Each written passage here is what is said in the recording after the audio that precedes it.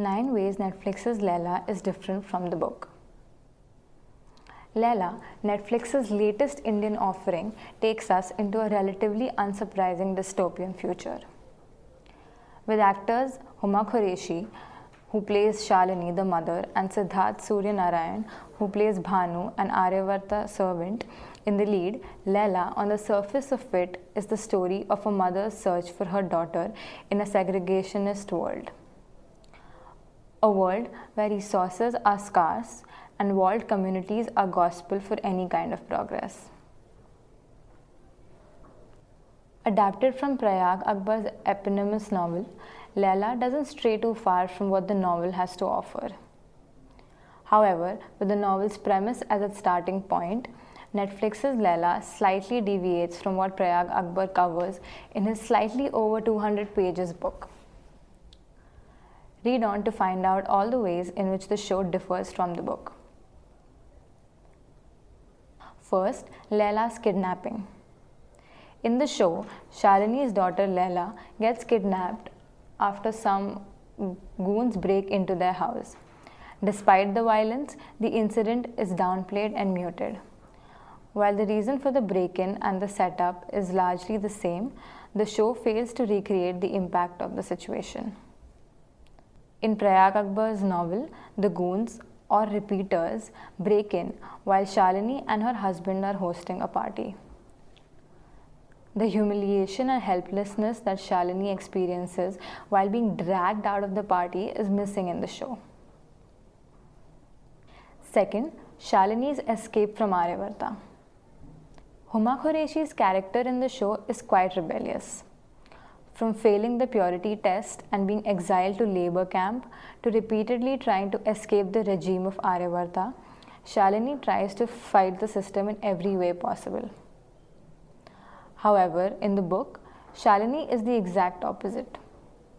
She wants to find her daughter, but she is also dutiful as she recognizes the power of the council.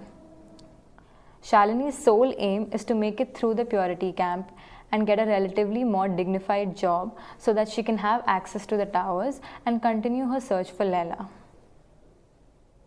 Bhanu and the rebel army. Prayag Akbar's writing only gives us a passing insight into the emerging rebel groups in Aryavarta. Shalini never actually mingles with the rebel groups. Moreover, the character of Bhanu doesn't exist in the book. On the other hand, the Netflix show does a fantastic job with Bhanu, who heads one of the rebel groups determined to bring down Aryavarta. Bhanu helps bring alive the totalitarian regime in ways that are missing from Prayag's narrative. Fourth, Shalini's time at the purity camp. There is a significant difference in the time gap shown in the show as compared to the book.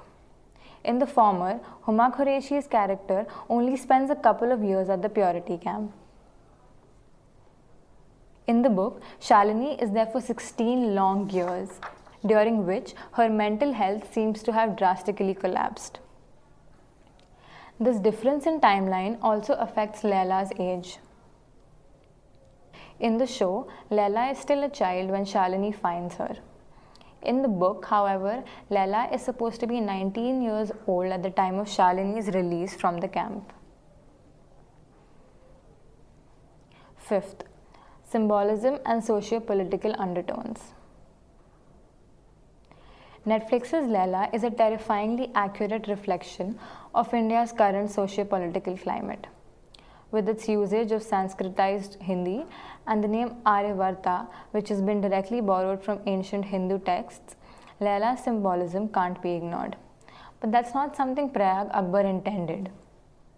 In Prayag's Leila, the dystopian reality is filled with generic names like repeaters, council, towers, sectors, etc. In Prayag's Leila, the dystopian reality is filled with generic names like the repeaters, council, towers, etc. Descriptions are vague, perhaps to invoke that kind of iciness, and highly unimaginative. For example, the slogan Jai Aryavarta directly translates to purity for all. Sixth, how Shalini finds Leila. Prayag Akbar's Leila is a lot more simplistic than the Netflix show. In the latter, Shalini's search for her daughter is elaborate and full of plot twists. She goes from a child trafficking agency to tracking her brother in law's movements to finally sneaking her way into the political sector. Meanwhile, in the novel, Shalini, after gaining access to the records tower, tracks down children in the area who are of the same age as her daughter. Her method is neat, self-sufficient, and a reminder of how organized and navigable the oppressive regime is. Naturally, the show ends up being a lot more dramatic than the book, as the latter focuses more on Shalini's emotional journey and uses Leila's abduction only as a tool to further the plot. 7th, Shalini's first encounter with Leila. A major incident that separates the show from the book is when and how Shalini comes face to face with her daughter Leila. In the show, Huma Qureshi discovers her daughter in a school. She tries to meet her but is shooed away by the teachers for belonging to the labor camp. In the novel, Prayag Akbar's Shalini doesn't exactly get to see her daughter. In fact, it's never revealed if the girl that Shalini found is actually her daughter or simply Shalini's desperateness. Shalini finds someone who is close to Leila's age and is convinced that it's her daughter. And unlike Huma's character in the show, Prayag's Shalini doesn't get a chance to speak to the girl. 8th, Huma Qureshi's character takes center stage. In Prayag Akbar's Leila, Shalini is no special. She is as non-specific as the world around her. In the larger narrative, she's doing exactly what she is supposed to, giving us an insight into the forces of power. As she hops from the purity camp to the towers to the East slum, we see the world through her jaded, hopeful eyes. The same character in Netflix's Leila is vastly different. Huma Qureshi's Shalini does not become one with her surrounding. Rather, she stands out. She fights the system, questions and tricks it fearlessly. She is meant to evoke feelings of resistance. Simply put, Netflix's Leila is the story of Shalini versus Aryavarta, whereas Prayag's Leila is the story of a dystopian totalitarian regime with countless sufferings within. 9th, climax of the book versus the show. While both the show and the book offer a non-conclusive cliffhanger ending, the book has more closure to it. In Prayag Akbar's text, Shalini never gets to meet the girl she thinks is her Leila. In the final paragraph of the novel, Shalini is standing outside the building and staring up at the girl she thinks is Leila. Shalini feels like the girl is calling out to her, but as her fragility becomes more evident, we are no longer sure if she is hallucinating or not. Netflix's Shalini finds herself in the midst of a potential act of terrorism that she herself is orchestrating.